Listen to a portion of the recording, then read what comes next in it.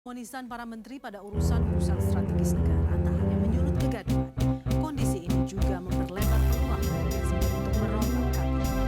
Siapa menteri yang rawan kena reshuffle? Realitas segera. Pemberian suap dari seorang pengusaha ini diduga untuk mengutak-atik sebuah perkara terkait proses peninjauan kembali ke Mahkamah Agung. Belakangan KPK juga mencekal sekretaris MA dan rumah serta ruang kerjanya di Geledah. KPK pun menemukan uang senilai hampir 2 miliar rupiah dari aksi penggeledahan. Pemirsa, seperti apakah lika-liku suap di meja panitera ini? Lalu benarkah praktik ini melibatkan pejabat tinggi di MA? Inilah penelusuran tim Realitas terus mendalami keterkaitan sekretaris Mahkamah Agung dalam kasus suap yang melibatkan panitera Pengadilan Negeri Jakarta Pusat. Realitas segera kembali. Sekretaris MA Nur Hadi acap kali disebut-sebut dalam sejumlah persoalan. Ia pun pernah diperiksa KPK dalam satu kasus suap lainnya. Realitas segera kembali. Korupsi, kata ini lagi selalu menghantui negeri yang frustrasi. Korupsi semakin menjadi apapun terjadi di atas transaksi. Tertangkap bercinta dihukum penjara. Korupsi berjuta masih berkuasa. Prinsip imparsial tak berlaku lagi. Siapa punya modal takkan masuk. Apakah mafia hukum juga ada di gedung Mahkamah Agung? Kita tunggu saja. Apalagi kejutan dari KPK. Perburuan ladang-ladang ganja terus berlangsung. Puluhan sampai ratusan hektar ganja ditemukan aparat. Namun sepertinya stok ganja asal Aceh tak kunjung habis. Masih banyak yang berani menanam karena keuntungan yang sangat besar. Berikut penelusuran tim Realitas, termasuk dari ladang ganja di pedalaman Aceh. Aparat sudah berkali-kali menemukan puluhan bahkan ratusan hektar ladang ganja. Namun para pelaku terus saja menanam ganja bahkan di lokasi yang sama. Akan segera kembali.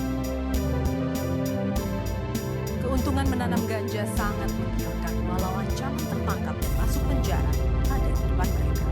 Lalu seperti apa modus yang biasanya dipakai para sindikat ganja Aceh mulai menanam sampai membawa ganja keluar dari Aceh? Contoh telah begitu banyak, namun tidak kunjung membuat jerah pelaku yang lain. Jangan sampai ganja di Aceh menjadi industri yang masyarakat. Setidaknya inilah yang banyak dirasakan oleh masyarakat yang tinggal di perbatasan Indonesia-Malaysia di Kalimantan. Masyarakat di sini harus menyeberang ke negeri tetangga hanya untuk membeli barang kebutuhan. Ongkosnya pun lebih murah daripada pergi ke kota terdekat di Indonesia. Berikut penelusuran tim perbatasan Indonesia-Malaysia. Apakah wilayah perbatasan ini juga rawan dari aksi ilegal seperti penyelundupan? Penduduk perbatasan adalah warga negara Indonesia, namun perkataannya dari mereka menggantungkan hidup di negara tetangga. Mereka mengadu nasib mencari kebutuhan pokok di Malaysia, bahkan bekerja secara ilegal di negeri jiran tersebut. Tas akan segera kembali. Bangsa ini terus meneriakkan semangat nasionalisme, namun nyatanya masih ada saja penduduknya yang menghadapi ini. Semoga perhatian kepada saudara kita di perbatasan terus diberikan dan merasa menjadi anak di rumah sendiri. Mengapa Ahok sangat populer di mata masyarakat? Lalu siapa saja yang berani berhadapan dengan sebenarnya? Apa juga ada strategi Ahok dalam menghadapi mereka? Bekal sebagai petahana menjadi senjata Ahok dalam pertarungan pemilihan kepala daerah DKI Jakarta tahun 2017 mendatang. Lalu apa kata Ahok tentang strateginya yang menyokong para pesaing? Realitas akan segera kembali. Ahok sendiri disinyalir akan maju lewat jalur independen. Namun Ahok masih menjadi magnet bagi partai politik. Bagaimana gaya Ahok menyikapi partai politik yang mendekatinya?